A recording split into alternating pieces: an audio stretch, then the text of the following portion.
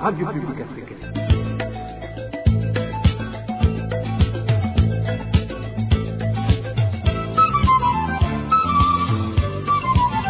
Radio Publique Africaine.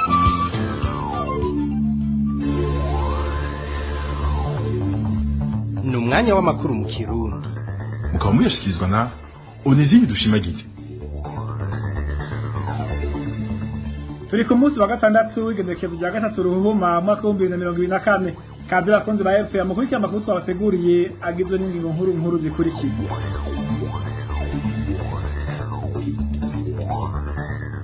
Guhamba amasezerano ya Arusha bikorwa n'umugabo muri ku butegetsi CNDD-FDD ngo ntaho bitaniye no kwihakana umuvyeyi yakwibarutse. Bivugwa n'umunyepolitike Tasie Sibomana muraja kumumva muri ano makuru. Ishirahamwe hamwe hagati y'akazi na muntu rigiteka riyamiriza uruhigi riko rukorerwa abavuga ururimi rw'ikinyarwanda mu Burundi kuva aho leta y'u Burundi ifashe ingingo yo kugara imbibe buhana n'u Rwanda.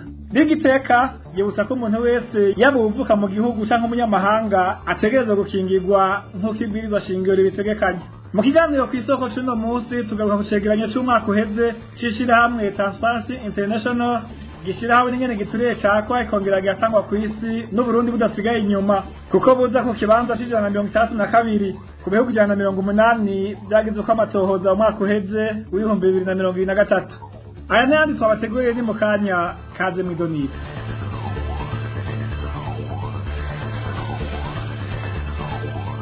Ano makuru cyahera mu gisata ca politike ngo kubona umugabo muri ku butegetsi CNDD-FDD uraje ushinga no guhamba burundu amasezerano ya Arusha ngo ntaho bitaniye no kwihakana umuvyeyi yakwibarutse ngo nuko ageze mu zabukuru. Bivugwa n'umunyepolitike Tasie Sibomana inyuma y'ako munsi wa kane umukuru n'amashinga amateka n'umuhuza w'abarundi bamenyeshereje ko amasezerano ya Arusha yaheze atakibaho ndetse no kuyiyumvira ngo bisa no kuzura kaboze.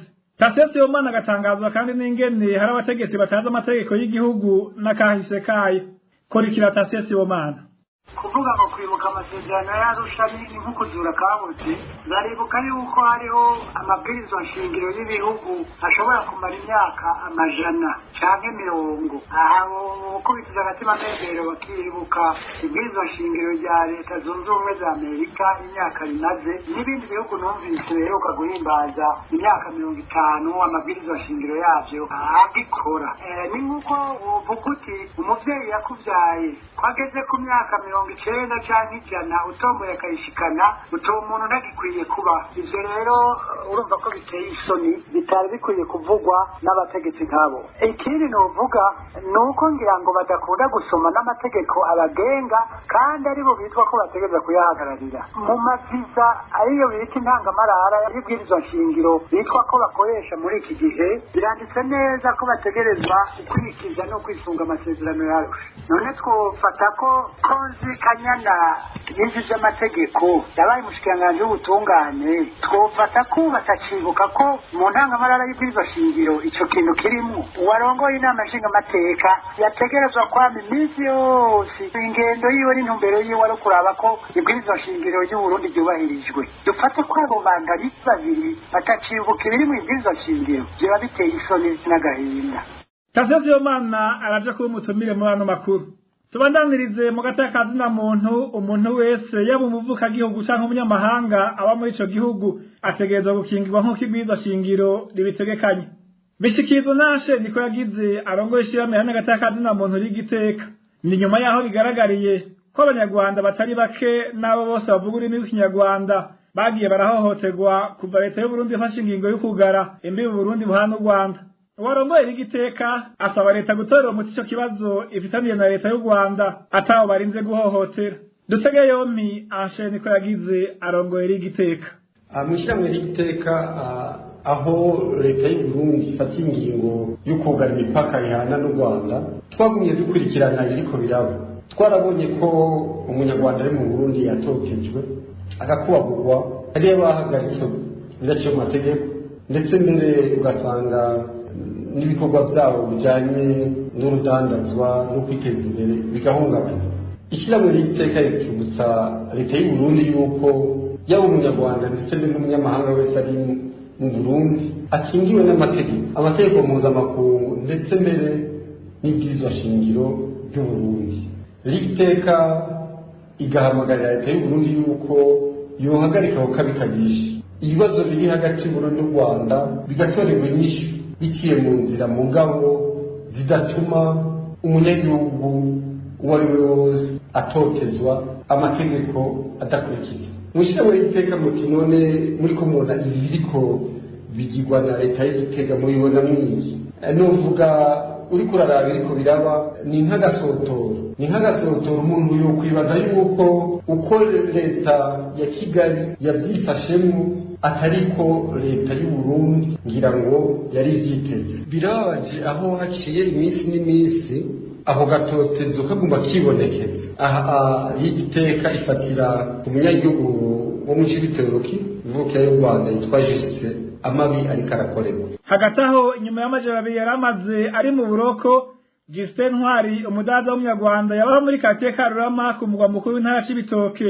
yarekuye ku mugoroba wo kuri wa gatanu yari yafunzwe ku kadodoberezo bitwaje amatati y'ikibanza kiri mu isoko nkuru ya Cibitoke ariko mu by'ukuri ababanyi biwe bakavuga ko yahogwa kuba ari umunyarwanda mu makuru y'umutekano uruganda rwa Rupia rwashoboye kumenya abantu 18 bishwe muri uko kwezi twari dusozereye muri 10 mu ntara zigize igihugu hariciwe n'imiburiburi umuntu umwe muri abo bishwe harimo abakenyezi 3 n'abana 2 Idonido na Danicre iratwumva Intara ya Cibitoke niyo yabaye iya mbere kuri ako kabi yishwemwo abantu 6 mu ntara za Ngozi Bururi hamwe na Rumonge hishwe abantu 2 muri imwe nayo mu ntara za Kayanza Rutana Gitega Ruyigi Bujumbura hamwe n'igisagara ca Bujumbura hishwe umuntu umwe muri buri ntara bose hamwe abo uruganda rwa RPA rwashoboye kumenya ko bishwe muri uku kwezi kwa mbere guheze ni 18 bishwe mu ntara 10 mu zigize igihugu muri abo 10 batowe ibiziga mu ntara za Cibitoke Ngozi Bururi Rumonge Kayanza hamwe na Gitega indwi muri 18 bishwe batemagujwe imipanga mu ntara za Ngozi Cibitoke Rutana Ruyigi hamwe na Bujumbura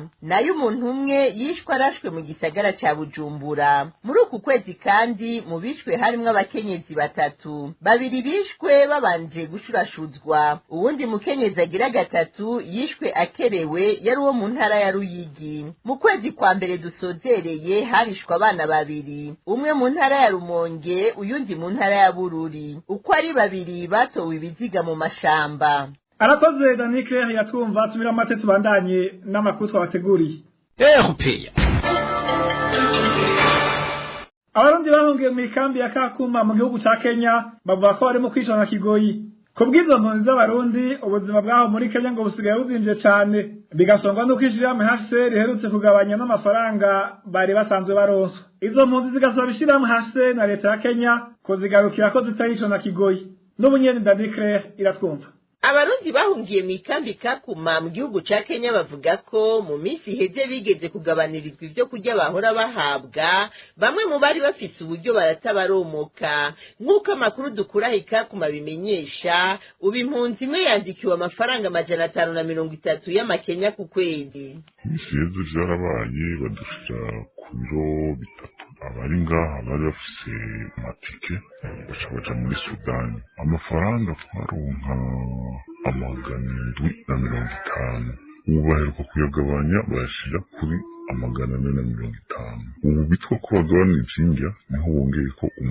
amafaranga 80 ubu turonka 530 yongaha Izo mpunzi zivuga ko zigowe zikiriko ubona ko ubuzima bwazimvye utwo baronka ntibakimenya uko badukoresha mu kurindira kandi gafashanyo ikibabaje ubu inoti y'amafaranga ijana ikigura ikiro c'ubufu ikigura ikiro c'umuceri ubuzima bwa Kenya bwazimvye ngaha ho wumva bica biba ibindi bintu ikiro c'umuceri ukironse ku mafaranga make ukironka ku mafaranga 150 leta ya Kenya irakwiye kwicara hamwe na UN ikaraba ico gukora naye hanze turapfa atayitabara abo barundi bahungiye mu ikambi y'impunzi Kakuma basaba kugarukirwa bataricwa na Kigoyi nayo leta ya Kenya yari yarabemereye kubaha ubuhungiro bayitera kamo ngo ikubita inzira ifunsi itaratangura guhamba bishwe n'inzara arakoze Danicre iratwumva amazi abarimyi b'umuceri wo muri komine Rugombo mu ntara Cibitoke bahora bakoresha mu kuvomera imirima yabo yarugawe na musanteri yo komine haraheze indwi 2 mu gihe warongoye komine Rugombo yasiguye ko ari mu ntumbero yo gusibura imiserege icamwo ayo mazi. Abo barimyi b'umuceri bobo bavuga ko nyabona bariko bagira uruhombo runini bagasaba ko ayo mazi yokugururwa vuba bwangu. Ni nk'uko twateguriwe na Eric Niyonzima. Abo banyagihugu bavuga ko bariko barahohoterwa n'abatware n'abasanzwe barimira muri zone Cibitoke neza ku mutumba Kagazi, nk'uko umwe muri bo yavyiganiriye RPA, basanzwe bavomera imirima yabo bifashishije imiserege, yo nayo ukabiheruka kuzibigwa. Ivyatumye imirima yabo itangura kuma kandi yarigeze kwera. Turiko turasaba dutakamba mu dutabarize uko imirima yacu iriko iramererwa kubera kubura amazi, tukaba dufunze indwi zibira ayo mazi atayajamwo mu mirima kandi imiceri ubona aho yari yigeze iriko kwera yari ikeneye amazi. Tugize twiture abajejwe amashirahamwe ajejwe ivy'amazi kohora turihako ayo mafaranga, bacatubwira ko ikibazo kitari kuri bo ngo vyahindutse buri mu minwe ya musitanteri. Isoko rya RPA mu Rugombo ribandanya rimenyesha ko abo barimyi bituye musitanteri bamusaba kubugururira ayo mazi kubera ko biriko bibateza uruhombo runini, ariko kubatunganiriza yabasavye gutenyenya gushikaho ibikorwa vyo gusibura iyo miserege birangira bakabona kubandanya imirimo yabo. Ivyo bo babona nk'ubukozi bw'ikibi narijya mu yandi makomini ico kibazo bagirageje kugitorera umuti. Bavuga ngo ni turindira aho bazohereza gukora imiserege, tukaba tubona ko iyo mirima yacu izoba yamaze gupfa atatu tuba tukirambura. Urabona ko iriko iratumbuwe, tukaba turiko turasaba ko abajejwe intwaro baba mu masare n'abandi bohashika kwirabira izo ndimi ingene ziriko zirononekara amahera yayo n'igihugu nyene ariko arapfa. Twinjiye mu ruhombo rudasanzwe twinjijemwo n'abantu ku nyungu zabo kandi twari twarisha amafaranga yo kuriha uwo mufurege. Twarabasabye ko boza barajya veterinari namba ariko arakora umufurege bakawufunga iminsi ibiri iyindi minsi itatu tukanywesha bakongera kuvugana nk'uko ahandi bose babigira igihanga, ariko baratwankiye kugira twinjire mu ruhombo ntituzi ikigamije kiba kiri inyuma. Aha uwo murimyi araducira ku mayange amafaranga bagiye guhomba kubera igihugarwa ry'amazi. Nk'ikido c'umuceri gipima imetero 60 ku 60 twaza tugikota ibihumbi 800, hama amafumbire tuyaka muri fomi nko mu kido tegeza gukoresha hafi miliyoni 3-4 canke 2 n'igice bivanye n'ahantu, kuko umuntu aratera nk'umu kido ugasanga ibiro 100, ibiro 75, nka 50 vya ire na 50 vya imbura n'imiti yo gupompa urumva amadepanse ariko aratubana menshi n'abakozi bo kubagara. Numva ko iyo leta iriko iraduhombya, ejo tuba turiko turabura aho dukura amahera yo kuriha ibyo twatse mu mabanki batangura kudusahura ibintu twatanze vyo mu ngo z'imiryango. Kuri ico kibazo uruganda rwa RPA ntiturashobora kuronka Manirakiza Gilbert arongoye komine Rugombo, ari nawe yatanze iryo tegeko ryo kugara ayo mazi. Tumushimire na Eric Niyonzima. Abashoferi n'abandi banyagihugu bo mu ntara Ngozi bakenera impusha zo kugendesha imodoka n'amapikipiki zo gusubiriza izataye igihe, baridoga ko bamara igihe kirekire batazironka kandi bazirishe. Bavuga ko agapapuro babaha ngo baragenderako kadakwiye kukurenganya umupaka w'u Burundi atahandi ugakoresha. Kurikira umunyagihugu wo mu ntara Ngozi yaganiriye na RPA. Permi urayica, umaze kuyica baradukora bakazitanga. Imwe mu Burundi permi ifite validité ya 5 ans, imyaka 5. Rero imyaka 5 iheze kuva haje ivyo magishe imyike mu marejo, iyo myaka imaze guhera nturya Bujumbura ngo ugiye kugira bavalide, ucugenda kurigisha imyike ku marejo ugiye rero kuvalidisha kugira ngo basubire bagire izo 5 utanga ibihumbi 100. Ujidepoza permi original ndi mu bantu bagiye kuvalida mu kwezi k'umunani, kuva ivyo gihe n'uno munsi tubajije batubwira ngo ntizirakorwa. Nibaza nti mbega gishe imyike iri ngaho Ngozi commence à m'inquiéter habuliki uragenda ukadepoza ukayiraba mu mashini bayibonye agahokoro gasubira permi ndakondwi ashobora yukuza kuritora anasanga niko agaponeza kumugendera ku mugabo n'urukoro rusanzwe nkajya go mu ishuri rya Rwanda ego niko tugumugenderako mugomba na permi ndakondwi bikenewe ko sinaka ugumuri ngahaye mu Burundi basha gutembera hehe. Tukiri mu buraruko bw'igihugu, abana bo mwibarabara basuye kubwirirana mu gisagara ca Kayanza. Abo bana bagendera mu tugwi duto duto kandi hejuru yo kunyurira mutwe baragirizwa n'ubusuma. Abanyagihugu bo mu gisagara ca Kayanza bagasaba leta gutera umuturama ico kibazo. N'ubunyene Eric Niyonzima yaduteguriye iyo nkuru. Hirya no hino mu gisagara ca Kayanza abana bo mwibarabara baboneka mu tugi duto duto, bamwe usanga banywa inzoga zikaze n'ibindi biyayuramutwe. Abo bana basanzwe birarira ku mabaraza y'amamangazini yo muri ico gisagara. Hageze amasaha yo mwijoro abo bana ntiborohereza abaci iruhande yaho bari, barabasahura utwo baba bafise cane cane mu bice biba bitarimo amatara. Ibiyoga bikorerwa ku muvugatunga bita ndori babyita ngo n'ibikiki bikoze nka kanyanga n'ivyo banywa, bani nabo barose nk'amaesase bahaguma banywa amaesase. Iyo hageze mw'ijoro niho rero bahungabanya umutekano bararaba nk'ahantu mu dupwe usanga tutarimwo nk'amatara n'umuntu bafite n'agatelefone barakamwaka baragira utugwi. Naho rero igipolisi gikunze kuba kiriko kirafata abo bana kikabatwara mu miryango yabo ntibimara igihe abana baraheza bagasubira kugurirana mu mwanya muto. Abapolisi barabarondera bakabafata bakabajana kubafunga mu busho bakabashikana ku mitumba iyo baje bakaza amatari bari bagerageje kubomora ariko byaranse baragarutse. Abo banyagihugu mu gisagara ca Kayanza basaba leta kurondera umuturama ikibazo c'abo bana. Uruganda rwa RPA ntiturashobora kuronka Remicisha hayobora amatari w'intara Kayanza kugira ngo icashikiriza. Arakoze Eric Niyonzima. Abanyagihugu bo mu manuko bw'igisagara ca Bujumbura no ku nkengero yaho barahagaritse umutima naho bagiye kuzobashingura ababo kuko akaburi kahora muri zone Kanyosha gaheruka kugagwa. Abo banyagihugu basaba leta kubera ikindi kibanza kiri hafi boshobora gushinguramo ababo. Idonido na Elvis niyo mungeri. Ingingo yo kugara kaburi ko mu Ruziba zone Kanyosha komine Muha mu gisagara ca Bujumbura imaze amezi abiri isohotse ikaba yaratanguye kuja mu ngiro. Isoko ryacu rimenyesha ko abanyagihugu bo mu banuko bw'igisagara ca Bujumbura no mu micungararo yaho batabona uko bagiye kuja barahamba babo. Bavuga ko kuja ku mpanda mu ntara ya Bubanza bisaba uburyo bwinshi bugoye kuronka. Kugira ngo umuntu ashobore kuja gusura uwiwe ava hano mu gisagara ca Bujumbura yerekeza ku mpanda biragoye cane rwose ko abantu b'amakaritsiye aya mato b'abantu nikora ko badoshobora kwegeranya ayo mafaranga angana n'imiliyoni 2 miliyoni 3 yo kuja gusura ababo. Ni nta handi uzosanga amamorgue yama yuzuye n'abitavye Imana bamwe bagamye bakabura aho bashirwa mu buruhukiro kubera iki? Kubera gutinya ya mafaranga menshi y'umurengera yo kuja gusura ababo. Hazogera n'igihe ndetse mbere umuntu batwara muri ngoro bace baheberayo ku buryo ukumva z'uko babuze uburyo bwo kuja kumusura. Kuva ukaburi ko mu Ruziba kugawe abadashobora kuronka amafaranga yo kuja guhamba ku manda bajana babo bapfuye ahitwa mu Karava zone Migera. Aho naho ni hafi cane y'amazi y'ikiyaga Tanganyika nkuko bivugwa n'isoko ryacu. Kuri bantu b'ubuzima butoyi novuga abantu aho nikora aho rero kuvuga yuko naho bita ngo baja kubahamba aho bita mu Karava muri zone Migera iruhande ku nkengera z'ikiyaga Tanganyika ruduze turafata bya biziga rugafuriranganya abo rutazengurutse ku musozi rufuriranganya inkukura ziva mu ikaburimbo kuko ni munsi y'ibarabara navyo nuko urumva n'ukuri ibintu biteye agahinda bitewe n'ubusoni. Abo banyagihugu bo mu banuko bw'igisagara ca Bujumbura no mu micungararo yaho basaba leta ko yobaronsa ikindi kibanza kitari kure co gushinguramo.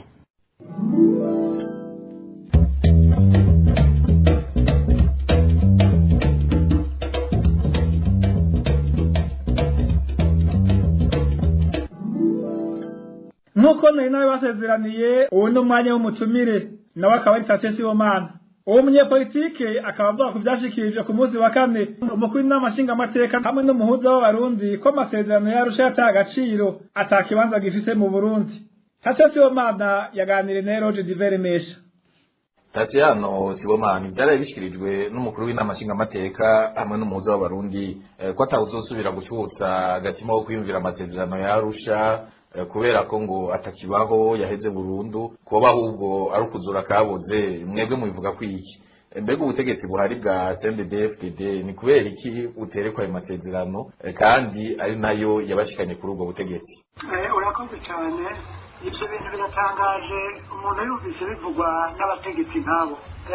Ngiye rero ku kibazo nibaza ko ibyo byose babigira nkana babyirengagize babizi. Imvo nyamukuru nuko ayo masezerano yarusha batayashaka, nayo kutayashaka bitumwa n'ibintu bihambaye novuga nka bitatu. Icya mbere nuko nkuko mubizi amasezerano yarusha yari yasabye abarundi ko kugira ntihasubire kuba ikumirana bifatiye ku moko canke ku ntara hoba uko novuga gusabikanya ubutegetsi canke gutwara igihugu biciye mu nama n'ingingo kwama baca inama kugira ngo igihugu gitwarwe mu mahoro n'umutekano gitere n'imbere. Ico bise mu gifaransa la démocratie de consensus. icyo rero ntibacumva. icya kabiri ni uko Arusha yavuga iti kugira ngo ubwicanyi bw'ihonyabwoko n'iby'amakudeta ntibisubire kuba, hariho inzego zimwe zimwe zitegerezwa gusangirwa n'ibitigiri barabivuga, aho novuga nk'inzego zijejwe umutekano. ivyo navyo ntibagomba kuvyumva. none dufate ko bakeneye ko ivyaha by'ihonyabwoko bisasigwa indava, bazi n'amategeko mpuzamakungu ico bivuga ko n'ay'igihugu ico bivuga ko. ikindi cya gatatu ni uko ivyo vyo gusangira ubutegetsi badakumiriye ubwoko kanaka canke mbere n'imigambwe navyo ntibashaka kuvyumva. aricyo gituma ubu ingene igihugu kirongowe umututsi ntibakeneye ko aronka ikibanza naho yaba ashoboye gusumba abandi bose, umuhutu atari muri CNDD-FDD ntibakeneye kumubona. none raba igihugu aho kigeze ni byinshi, mugabo twoba turafata n'izo mbu zitatu, izo nazo murabona aho zigereje igihugu. nibaza ko iyo baba abandi baje bakwiye gukurikiza agatima mpembero, ahubwo ayo masezerano yarusha agakurikizwa, kuko byumvikanywe ko n'abarundi benshi mbere n'amakungu. bisigura rero ko umugambi umwe cyangwa umutegetsi umwe adafise uburenganzira bwo kuyafata uko yishakiye. mbega none ko amasezerano yarusha ariyo yashyizeho urwego rw'umuhuza, ariko uyo muhuza akaba ayamirira kure, ubwo wewe ntazosanga yisamburiyeko? urumva niho bitangarije mbere binahava bikanatwenza. murazi neza ko urwo rwego rw'umuhuza rutabaho mu mateka n'amategeko y'igihugu cacu, rwazanywe n'abo bagiye guharira bagashika ku masezerano y'Arusha baravye urwo rwego ico rwamaze mu bindi bihugu. ubu rero Kanyana kubona yubahuka kuvuga ivyo, yibagiye yuko urwo rwego rwiwe ufise amasezerano y'Arusha wewe ngira adasubira kuvugwa. nico gituma umuntu yokebura abategetsi bakaza baribuka ivyo bavuga n'ivyo bakora baravye amateka n'amategeko y'igihugu ingene atunganijwe. akabazo ka nyuma Tasiyano Sibomana, inkurikizi zishobora kuzoba izihe mu itunganya ry'igihugu hamwe ayo masezerano yarusha yogenda akagira ibi?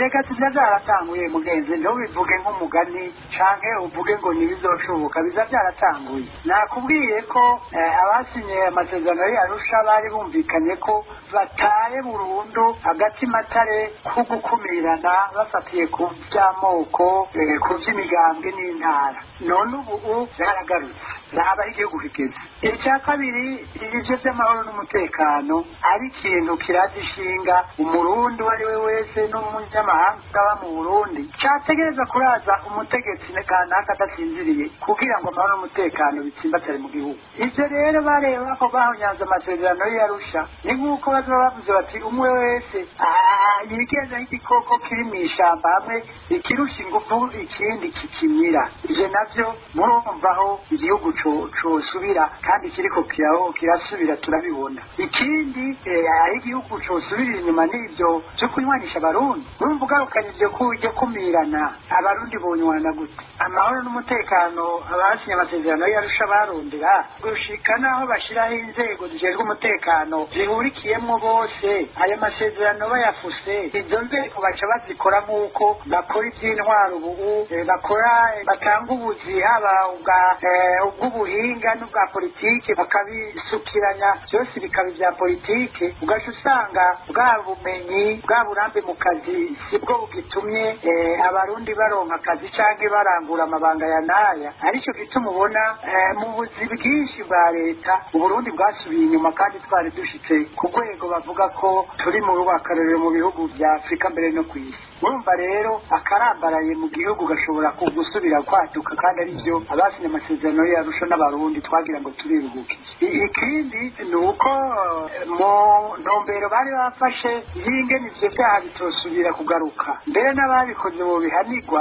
bari bategekanije imigwi mbere n'amasentare akora mu bihugu bivuye mu ntambara. bwa butungane bunywanisha bw'ibihugu bivuye mu ntambara twarondera vyabaye akamizwe n'ingoma. ubwo butungane bwobwo bwarafuswe, hanyuma uwo mugwi ujejwe ukuri no kunywanisha abarundi murabona usigaye ukorera umugambwe, kwakura abarundi turondera si kukirondera. ivyo vyose murumva ko bica bisubiza inyuma iyo ntumbero yo kunywanisha abarundi canke yo guhana abakoze ivyo vyaha by'ihonyabwoko canke bw'agahomerabunwa mu bintu vyashikiye Uburundi. bizotuma rero abarundi badasubira kwizerana ngo basubire kunywana, ahubwo tuzosubira mu kabi kabishe twagira ngo twasezereye. Tatiano Sibomana ndagushimiye. Murakoze namwe. erupeya mu kiganiro ku isoko cy'uno munsi tugaruka ku cegeranyo cy'umwaka uheze c'ishirahamwe Transparency International gishiraho n'ingene gituriye cakwa kikongera kikaribwa ku isi n'Uburundi burimwo mu matohoza yakozwe mu mwaka wa 2023. Uburundi bukaba buza mu kibanza c'132 ku bihugu 180 vyakoze mu ayo matohoza. Ku isoko mu gishikirizwa na Alexandrine Keza.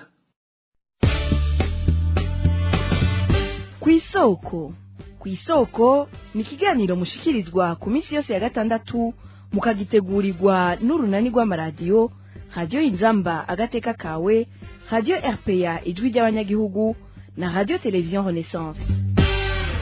Icegeranyo c'ishirahamwe Transparency International co mu mwaka wa 2023 ku bijanye n'ingene igiturire kigwanwa mu bihugu, Uburundi buza mu kibanza c'162 ku bihugu 180, bukaba bufise amanota 20 kwijana, igituma buja mu bihugu 20 vya mbere bihanzwe n'igiturire nk'uko tubisoma muri ico cegeranyo. Mu mwaka wa 2022 Uburundi bwari mu kibanza c'171, ubu kikaba carateye imbere ibibanza 9. Muri uno mwaka uheze Transparency International ryafatiye ku bijanye n'ingene ibisata by'ubutungane bukora mu kurwanya igiturire, naho Burundi bwateye intambwe. Abari mu mashirahamwe aharanira intwaro ibereye babona ko hakiriho vyinshi byo gukorwa kugira hagwanwe ingeso yo kurya igiturire. None izo ngingo zindi zikeneye gufatwa n'izihe? Inyishu ni muri kino kiganiro ku isoko cyo kuri uwa gatandatu igenekezo rya 3 Ruhuhuma umwaka wa 2024 mukagishikizwa na jewe Alexandrine Keza. Kaze mwe. Mu bihugu 180 vyagizwe ko amatohoza na Transparency International, Uburundi buza mu kibanza c'162 ku isi, bukaba ubwa 18 mu bihugu bizigamitswe n'igiturire. Muri Afrika Uburundi buza mu kibanza ca 5 bukagisangira na Republika Iharanira Intwaro Rusange ya Kongo, Komoro hamwe n'igihugu ca Chad. Muri Afrika y'ubuseruko igihugu kiza imbere mu kurwanya ibiturire ni u Rwanda, ruri mu kibanza ca 49 ku isi yose, hakurikira Tanzania mu kibanza ca 87, Kenya mu kibanza c'126, Uganda buri mu kibanza c'141, Uburundi na Republika Iharanira Demokarasi ya Kongo bikaza mu kibanza c'162, Sudani y'ubumanuko mu kibanza c'177, Somalia ikaza mu kibanza ca nyuma ku isi arico c'180. Mu ishirahamwe Olicom gishinze kurwanya igiturire n'isesagurwa ry'amatungo ya leta barashima ko Burundi gateye intambwe naho idashemeye cane. Jean Duwimana avugira ishirahamwe Olicom akabona ko ubutungane bw'u Burundi butigengana cyane cyane mu guhana abakora ayo mabi. Twakiranye ivyishimo iki cegeranyo, turabona neza ko igihugu ubutungane bukomeye, nuvuga hari ubutungane bwigenga, amareta adashobora kubwinjirira, kandi igihugu usanga bahana bimwe bishimishije abarya ibiturire batavanguye, bataravye bato n'abakuze. Nk'Uburundi usanga buronka ayo manota ari hasi kubera bavuga yuko muri ico cegeranyo ko Uburundi bushitse naho bupfunga abacamanza, kandi abacamanza muzi neza ko aribo bateza gupfunga abakora amakosa. Mu Burundi kandi hariho na systeme judiciaire idakomeye, kuko murabona nk'ivyerekeye itegeko rijeje kurwanya ibiturire ni itegeko ry'igikanganyoni, ni itegeko ridakomeye kuko usanga rihana bajya ibiturire bito bito, nibo usanga ryibukako. Mugabo abajya ibiturire binini abakora corruption politique nta na hamwe bahanwa. Nikimenyamenya nuko iryo tegeko rivuga yuko abatware mu kwinjira mu mabanga babanza kwerekana amatungo yabo aya muri sentare ntahinyuzwa, mugabo gasanga nta nabangahe, nta nabarenga 2-3 babikora, hanyuma ngo butungane bukaguma bwiraramiye. Kubwa Faustin Ndikumana arongoye ishirahamwe Parsem yishinze gukangurira abarundi guhindura ingendo, ngo ubutungane bw'u Burundi ntushobora gutuza igiturire budashigikiwe n'inzego zibijejwe. Iyo systeme yo kukigwanya idakomeye bikomere neza igiturire kiracirara ahantu hose mu gihugu niko bimeze. Burya ibihugu bitandukana ingene inguvu zo guhasha igiturire zama zimeze. Urwanya igiturire rero ni komo navuze ko ari nk'ingwano, ingwano nayo igira ibigwanisho n'amategeko abameze neza, inzego zikomeye zikigwanya kandi zigenga, nibyo bita acte de prévention, ibintu bashira mu gihugu kugira batangirize abashaka igiturire nabo nyene bataranakirya, kuko inzego zozo harimo no guhasha no guhana. Mu Burundi rero ico twovuga tuti ecambere nuko tuvuga tuti nka strategie yo kurwanya igiturire nta ikihari. Iyo onye duheruka yo gushika mu 2015 ubu nta irayisubirira. Urujo kurwanya igiturire dafise strategie nationale, abantu bose umwe saduca ategeza gutera kugira igiturire kigwanya.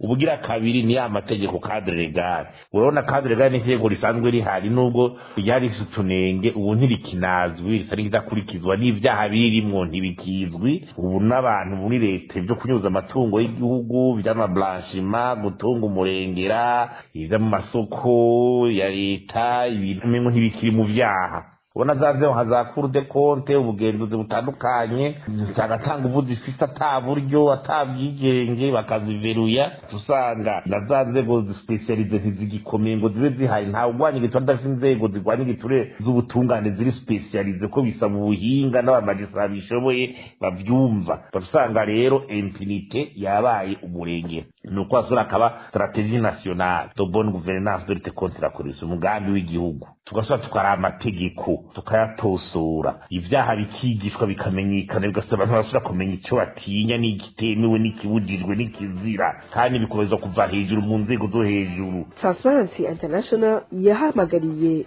muri ico cegeranyo ibihugu guha ubwigenge ubutungane ivyankenerwa byose hamwe n'umuco ukwiye kugira buhane by'akarorero amabi yose ajanye n'igiturire. Ni na hano duciye dusozera ikiganiro ku isoko mwariko mushikirizwa na Jewe Alexandrine Keza. Ndabahaye isango ku munsi wa gatandatu uza naho utaha.